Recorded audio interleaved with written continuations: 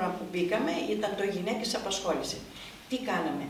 Βρίσκαμε δουλειά σε γυναίκες και όχι μόνο, και σε άντρες φυσικά. Αυτό το πρόγραμμα εξακολουθεί να υφίσταται. Κάθε μέρα δηλαδή έρχονται άνθρωποι οι οποίοι ψάχνουν να βρουν δουλειά. Εμείς είμαστε εκεί για να τους βρούμε, φτάνει να θέλουν να μην μπουν στο δημόσιο, αλλά να πάνε σε οποιαδήποτε άλλη δουλειά. Αυτό το πρόγραμμα λοιπόν ενεκρίθη και μάλιστα μας εκπροσωπήσαμε τότε όλη την Ελλάδα στο Στρασβούργο για την καλή πρακτική. Γιατί είχαμε πάρα πολύ κόσμο τακτοποίηση, όπως και καθημερινά τακτοποιούμε ανθρώπους. Και βέβαια κάναμε πάρα πολλά σεμινάρια προκειμένου να ενδυναμώσουμε τις γυναίκες για να μπορούν να πάρουν την απόφαση, να φύγουν από το κακοποιητικό περιβάλλον που ζουνε. Αυτά όμως θα σας τα πούνε τα κορίτσια σε λίγο. Εγώ τρέχοντας σας λέω ότι εξακολουθούμε να μπαίνουμε σε προγράμματα, γιατί παιδιά δεν έχει πόρους και έσοδα η Ένωση. Η Ένωση μόνο έχει από εκδρομές που θα κάνει 1-2 φορές το χρόνο, κάποιες αυτές εκδηλώσεις που επίσης τα έσοδα δεν είναι πολλά.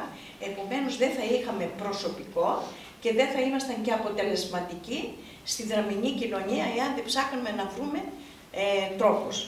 Ποιοι είναι τρόποι? Είναι τα προγράμματα, τα οποία βέβαια προγράμματα πρέπει να έχουν σχέση με τη φιλοσοφία τη δική μας.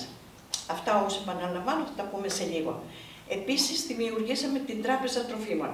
Είναι γνωστή σε όλους σας ή τουλάχιστον σε πολλούς από εσάς ότι δίνουμε μεγάλες ποσότητες τροφίμων κάθε μήνα, ανάλογα με τα μέλη των οικογενειών που διαθέτει η οικογένεια, προκειμένου να στηρίξουμε τον άνθρωπο, το ζευγάρι, την μοναχική γυναίκα, τους ηλικιωμένους που δίνουμε ιδιαίτερη βαρύτητα, γιατί δυστυχώς τα επιδόματα που παίρνουν οι συντάξεις, ακόμη και οι ΙΚΑ, είναι πολύ χαμηλές. Πληρώνουμε την συμμετοχή των φαρμάκων τους, ιατρικές εξετάσεις, ό,τι μπορείτε να φανταστείτε, ό,τι χρειάζονται οι άνθρωποι είμαστε εκεί. Και βέβαια έχουμε και τη στέγη προσφοράς και αγάπης, δηλαδή ένα μαγαζάκι, όπου συγκεντρώνουμε ένδυση, υπόδυση και ό,τι άλλο μπορείτε να φανταστείτε. Έπιπλα, ό,τι χρειάζεται κάποιος, έρχεται στους κοινωνικούς λειτουργούς, δηλώνει ότι εγώ έχω ανάγκη από ένα ψυγείο. Εμείς λοιπόν εντοπίζουμε ποιος μας έχει υποσχεθεί ότι θα μας δώσει το ψυγείο και κάνουμε αυτό το πάντρεμα, αν θέλετε, και αμέσως εξυπηρετείται. Ο ένας στόχος είναι να ενημερώσουμε τον μαθητικό πληθυσμό ηλικίας 12 με 18 ετών, γι' αυτό και πηγαίνουμε σε όλα τα σχολεία, γυμνάσια και λύκεια της Δράμας και κάνουμε εκπαιδευτικά σεμινάρια, όπως καλή ώρα τώρα εδώ, για να ενημερωθεί καταρχήν ο νέος πληθυσμός.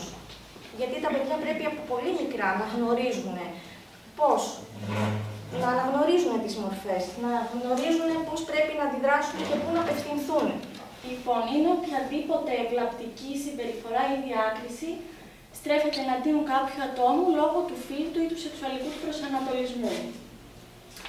Να πούμε ότι πηγάζει από τις πατριαρχικές αντιλήψεις, από την υποτιθέμενη ανωτερότητα του αρσενικού και την κατωτερότητα του θηλυκού που επικρατεί στην κοινωνία μας. Και να πούμε ότι η έμφυλη βία αποτελεί ποινικό αδίκημα και τιμωρείται από τον νόμο, συγκεκριμένα από τον νόμο 3.500 του 2006.